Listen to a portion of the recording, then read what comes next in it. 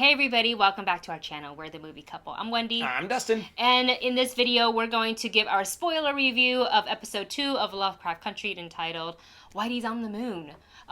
This show just brings me so much stress. I know. As I watch it. I mean, episode 1 was like slightly mild in the anxiety-inducing form. Compared to this one, yeah. was just like I was the whole time up until the end. So, fair warning. If you don't want to hear spoilers, kindly pause this video, add it to your watch later list, and come on back once you've fully enjoyed episode 2 of Lovecraft Country. And with that, here is our review. This episode starts with the event with the monsters in the woods. They come upon this mansion. We now know that it is the Braithwaite's mansion built by Titus Braithwaite. Well, actually, it's a rebuild because the other one burnt down. Yeah, that's right. Get a little bit more about that in a second, but they first meet William, and very mysterious, slightly creepy. Look, we've been waiting for you. Welcome home.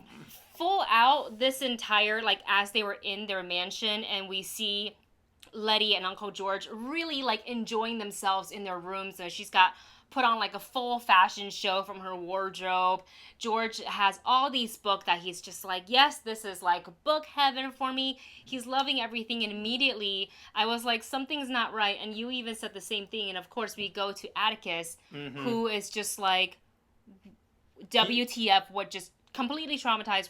Who wouldn't be, right? Yeah. And this man's been to war, so he's seen some stuff. Yeah, and the fact that as they go in, all of the all of the outfits for Letty fit perfectly. For Uncle George, they're all the books that he loves, and for Atticus, they even have fantasy books. They had all of those sci-fi books, and he's like, this isn't right. And of course, for some strange reason, he remembers the events of last night, but the other two do not. So he's like, don't you remember? And you start getting that, what's going on, that madness feeling that that Lovecraft does so well. I'm going insane. And it's kind of obviously it happened. So there was something with the people in the house or the house that's doing this to Letty and George. Later we find out it's kind of like a spell that Christina had put on. I mean, that's what it seems like. From all of that, the house is just... The people in the house are all equally creepy. They go and have this very interesting meal on the veranda, I think it was what they called it. Basically, on the patio. It's nice, super... Letty makes the jokes about seasoning her food, and which is weird because they had called the butler. They're like, let the butler know if you need anything. So she rings the bell, and... It's like, what? I need some salt. I need some salt. However, and I don't know if this is just me overthinking it, but... the butler never actually came and was like, what can I get for you? And she can say salt, and he comes back with salt. He just appeared with salt. And I was like, nobody sees that weird? No. And why aren't the salt and pepper shakers just come with your dinner? So, I know, that part's probably a little nitpicky. The theme of this episode was... don't trust anything, don't eat anything, put it down. Yeah, it's kind of you don't want to eat anything. You kind of... second-guessing everything. And I like the fact that in this episode, too, they're really pushing... that there's magic. Yes. That they are, what is it called? That the leaders of the Ku Klux Klan are called head wizards. So they're Which is not to be confused. Sorry to cut you off. Not to be confused with Samuel's cult, because he's got the whole Titus's portrait in the room, and he's got the robe with the pointy hood, but it's black and it's got all this symbol for it. And then Christina's like, oh, they're too poor. The other clan is too poor. And I'm just like, so does that make this situation even worse? Yeah, the fact that you're like, oh, we don't like the Ku Klux Klan because they're poor people. Not because of what they do. Because they're racist, and not because they're despicable kind of a thing. Okay. But because they're too poor. So it's they're even, marginalizing themselves, separating themselves. I can't. We kind of head with Letty and George and Tick to this village, which was it was all wrong. Just all of it was really, really wrong. And they come to this silo, and they have a feeling that Tick's dad is there because they made up this bizarre story of how he's traveled to this place and he's got to talk to so-and-so. And I was just like, this is not right. Nobody in Tick's group was like, this is right, we believe you. Even Uncle George, who is under a little bit of that spell, was like, yeah, no. So, there's something wrong here. Yeah, so there's something wrong there, and Atticus is the only one asking these questions because the other two don't remember the monsters until Christina lifted the spell and made them remember. Then that's when like everything really became sort of crazy because like Letty is screaming, Uncle George is screaming. That's like really traumatic for all of that to suddenly come back. And then but even before all of that, that's when each one of them in their rooms started having those hallucinations. Oh, Letty's was terrible because she had this fantasy sort of sequence with Tick, and then because they had been talking about like Adam and Eve and the Garden of Eden and with the snake and all that stuff, when he started to unbutton his pants, I was like, I bet you we're gonna see a snake because that's not actually snake penis.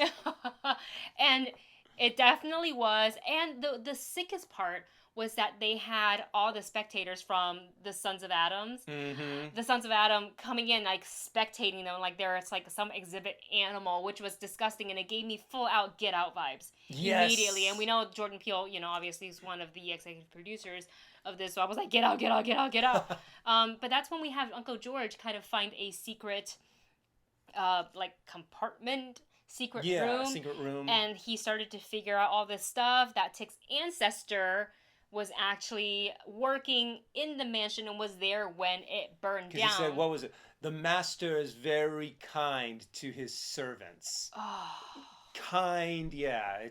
And then they're like, oh, we get the innuendo there. Yeah, which means that Tick is actually a member and a highly ranked member. A blood member. Yeah, of the Sons of Adam, where he was actually able to order the rest of the guys out of the dining room, and they're like... and they're all and they exit. Yeah. Long story short, because I want to kind of getting us to like breaking down this instead of just kind of recapping the show... They break this spell. They do the ceremony with Tick, and you kind of see that like nice flashback of his ancestor, and the building, and oh no, that's at the end. Sorry. Yeah. Well, because they try to escape from there, but of course they come across one of those monsters, and then. The cow birthed the monster, by the way. What weird. Like, they made it into, like, a tender moment. She was like, it was my first delivery. And I'm just like... And it's like, what the hell's wrong with you people? Yeah. But, yeah, this show is just so... It's really just a complete mind mess with this entire thing. But the fact that they end up, he's staying for... the ceremony that they're going to do. Well, because Letty was hurt, Uncle George was hurt, and that was his deal with Samuel. Be like, I do this, you heal them, or you help them, or something other else. So he does it, but he shoots both of them. Yeah, dude. Well, that's after what the heck? We're all over the place because it's so hard to keep track. They know. The ceremony comes after them being shot. Yeah. Because that was the deal. So, obviously, the ceremony does not go the way Samuel plans, and the entire house collapses upon itself, so everybody gets out. And this was what made me so mad, is that we have Dad. Dad is with the group now. Letty is hurt, but she seems to be doing all right. But then they shoot Uncle George. And Uncle George, from episode 1 to 2, and I know it's only 2 episodes, but we have... already as an audience member have this, like, he's played the father figure. Yes. And the kind of the connective tissue and almost the voice of reason sometimes. Within the group kind of balance out, like, Letty when she has her moments and Atticus when he has his moments. And being the one that's kind of, like, got all the book references, in his head, really gets it. Did not survive. Dies from his wound. And it was so upsetting where I was like, why would you do this, especially after the conversation that George had with Montrose about Atticus? Who's Atticus's real dad? And that was a whole... What? You said we won't talk about that. And I was like, oh my God. I don't know. We don't know if Atticus will ever know. I feel like maybe Dad will tell him. There's going to come a moment. But what's really curious to me is to figure out exactly what the bloodline is from... the slave that was in the house when it first burned that ran away pregnant and Atticus, to where is it Uncle George who's actually Atticus's father, or is it someone else, or is it Montrose? I mean, I'm pretty sure it's not Montrose, because I think that's why he's kind of always kept Atticus at a distance. Oh boy. So, but there's still, normally by this time in a show, you've got enough information to kind of be like, okay, I think this is where it's going, and whether or not they stay on that path is up. I'm sitting here going, Well, I don't what even, now? I don't even, I thought this was going to last, this whole, mansion thing was going to last a little bit longer. Yes. But now it looks like they're going to go back into the real world. They're going to go go back home. Go back home. Yeah.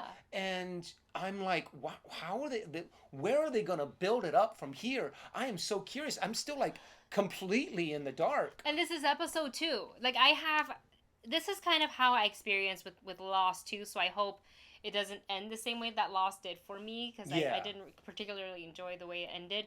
But I always ended every episode with 20 more questions than I already had. Mm-hmm.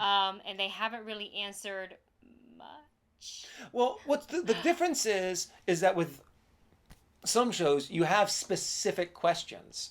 With this one, I'm kind of more going, well, what's going to happen next? Yeah, that's true. I'm kind of like, I don't have a specific question. I have a few specific questions, but it's more along the lines of, where is this going to go? Mm-hmm, I am so curious on what they're going to build up to. What are they going to expand upon? Because it's like they haven't even revealed that they have a hand yet, kind of a thing. And to guess what's up their sleeve, kind of a thing.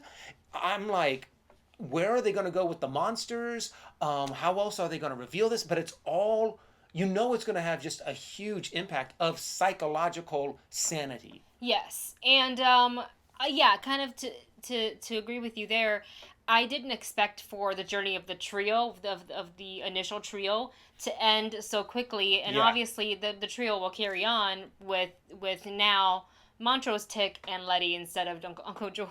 Even though I loved Uncle George, and I'm sad, and I haven't quite gotten attached to Montrose yet. He seems a little abrasive. Little abrasive, but we will see, because if there's anything that brings people together is trauma and crisis, I guess. Yeah, and solving monsters. Mysteries. Yeah, and seeing, so it's crazy. And there's always, what I really like about the show is they always do a lot of really great sound design of mixing modern music or I always like how they use music in their shows, and also book references, which is they talk about the Dracula in the first in the first one, the Count of Monte Cristo in this one, which is how Montrose kind of escaped from the silo, and it's just going to be really interesting. And one of the main questions I also have, check that off my list, I guess. Well, I can't check it off because it's not answered. I still really want to know exactly the connection of what Tick has with the character that Jamie Chung is playing, because we saw her in episode 1, and she's got that, she's kind of like a different skin tone, and she's in that bikini, and then when he gets home, he calls South Korea, and she picks up, and she's all like, "Yabuseo," and in this one, she comes out, and it's a full-on war, and they just full-on, go at it with each other, so we know he was at war, and so it's just... we have so many questions, and we can't wait until next Sunday or this Sunday to get more anxiety. Yeah, because in the preview, there's a little preview that we watched at the end, and Montrose's wife, which I'm just like, oh my god, his wife and daughter. She's like, what really happened to my husband, and what story do they tell her? Do you tell her we went to this town, we met some monsters in the wood, then we went to this mansion, and it was kind of like a get out scenario, and then Tick was a part of this crazy ceremony to open the gate into the gates of Eden and to the Garden of Eden, and then and the house came down. How do you explain that? Because you start to sound really, really insane, regardless of how long you've known this person. You're just kind of like, okay. So I'm just wondering what that's going to be like for the three of them having experienced this, and what it's going to be like for them to go back to their own town and be like, okay, well, and how to explain any of that at all. Yeah, this is probably going to be huge for anyone who's a literature buff. because of all the things that they've mentioned. But I'm excited to know what you guys think. Comment below. What are some of the things that you're looking forward to in the most? What kind of questions do you have? And if you have any theories on what's going to happen, that's the best comment below. Don't forget to like, share, subscribe. Check us out on social media, and we'll see you in the next video.